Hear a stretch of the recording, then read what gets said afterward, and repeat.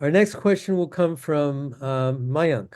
So the next question, Dr. Inayatullah, is your pioneering work in future studies underscores the significance of cultural perspectives in shaping our understanding of the future.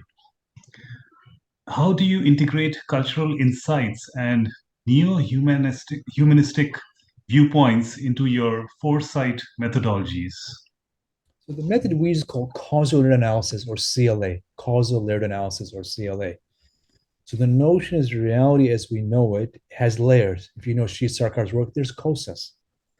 If you see COSAS as a narrative, most of us live at the more superficial level. If we want profound change, we have to go deeper. So in this approach, it's four levels, simplifying the quite profound COSAS work. Level one is listening to the data, what's observable.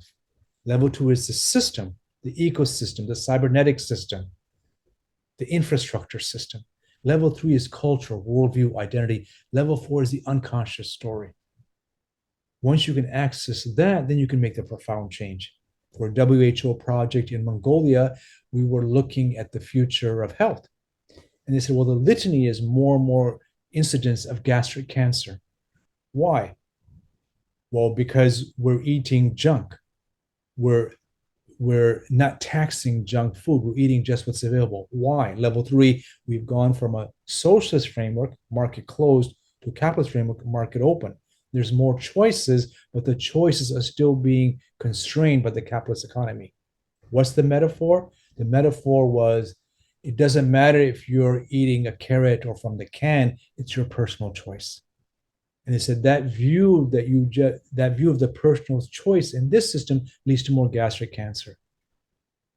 So then we had to work with them to change the story. So we looked at incentives. You start to tax foods that impact cancer. And then you start to change the metaphor, the healthy you, so you move from capitalist economy to a well-being economy. So you want to change the story, change the culture, change the system, and then you want to change the identity. In one Southeast Asian country, they said, oh, we live to eat. So all day is about food. Because they went from being very poor to now being one of the wealthiest countries in the world in just 50, 60 years. So what's a better metaphor? Well, we eat to live. What's a better worldview is, of course, well-being, health-centric. Now, then, as you know, as your engineers, it can't just be story. The story must be incentivized.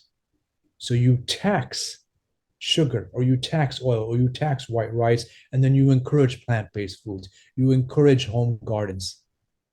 And then you start to rethink your measurement. So clearly throughout Asia, Southeast Asia, we're seeing this growth of diabetes because poverty to abundance of food, we eat junk. So what do you change? Of course, you change the story, personal responsibility for the health, but you also change simple things like what foods are available, what foods aren't. You might want to tax sugar and encourage fresh fruit. You might want to create spaces for health.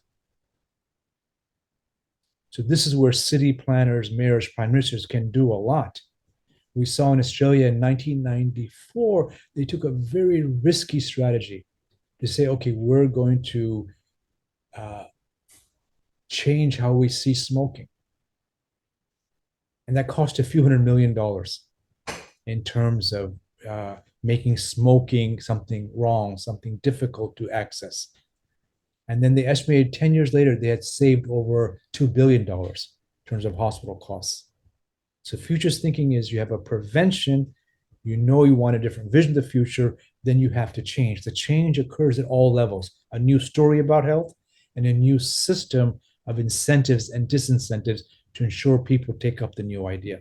So we see throughout Asia, we were working with UNSCAP in Bangkok, the biggest threat, everyone focuses on war, but the biggest threat we know is pollution. Pollution is beyond a particular place. It's throughout the Asia Pacific region. So right now, pollution is their problem. The government will fix it. Or that other country saying the pollution to us. Every country profile you read, oh, the pollution is coming from the next country, right? And there's some truth to that, but actually, so this is now a planetary Asia Pacific problem. It can't be solved with a nation state framework. So what's the regional agreement around pollution? And then we go micro. What does the mayor need to do differently? So this is the power of having deep methods to change. And we can see, once you understand metaphor as you're suggesting, now here's where the Kostas and Neo-Humanism come in. Once you understand story, it gives you huge power. If you look at Brexit, the research we've seen, Theresa May was, how do I ensure Brexit, even though data suggests we'll become poorer? In every quantitative analysis, it will become poorer. So what do? So she chose the story. The story was, it's not fair, take charge. So this was a story that countered the data of poverty, but the story was so powerful, we're different from the Europeans. Take charge, it's not fair. The story won, even though the country lost. So from a neo-humanistic view, we say, okay, can you use story for evil, exclusion, or you can use story for inclusion? We're all one, we're on the same planet, and the benefits of one group will benefit all. So political leaders understand story and CLA process implicitly, but they use it for their own short-termism. They use it for their own, in the same India, their own community, their own communal gains. Neo-humanism is about everyone's gains, whether it's from health, well-being, identity, whether it's poverty, or whether it's food, whether it's pollution. So Neo-humanism takes this broader view. We're in this together. If you look at Sri Sarkar's core metaphor and prout is, well, am I running a race alone, or am I in a caravan with the person behind is picked up so we all go together?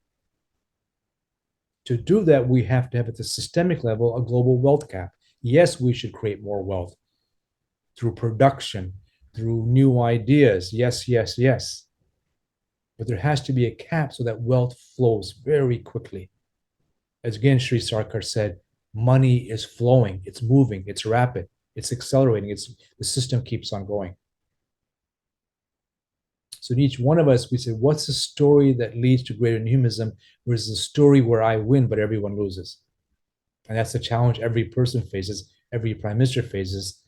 And the systems of the nation-state framework are built in so my stories of exclusion lead to me becoming re-elected.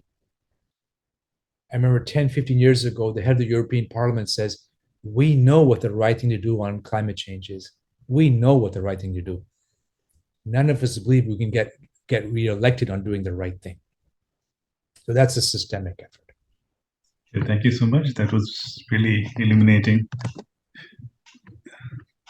I'm interested in exploring the qualities that would define ideal future leadership, acknowledging the fundamental differences between religions and spirituality.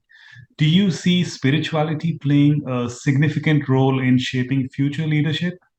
If so, what aspects of spirituality do you believe are crucial for leaders navigating the complexities of tomorrow? Do you see a role for neo-humanism in future leadership? So in terms of definitional, I try to see it as a diamond. So top of the diamond is neo-humanism. Other part, meaning here's my worldview that I keep on expanding. We're all one, right? The second part of the diamond is practice. It can't be just we say we're all one. There's a disciplined neural practice, whether it's there's meditation and things like that. The third part of it is service. So it's not about me. I'm doing something every day for someone else. The fourth part is a view of the cosmos that spirit is immanent. It's not someone on the mountaintop. It's embedded in everything. So if you take that diamond together, now you have a spiritual worldview that can make a difference. So I know many people who are spiritual, but still horrible to be around. I mean, they're quite toxic. So you think, well, why are they toxic? They're doing the meditation practices, yet they behave in ways that are frightening.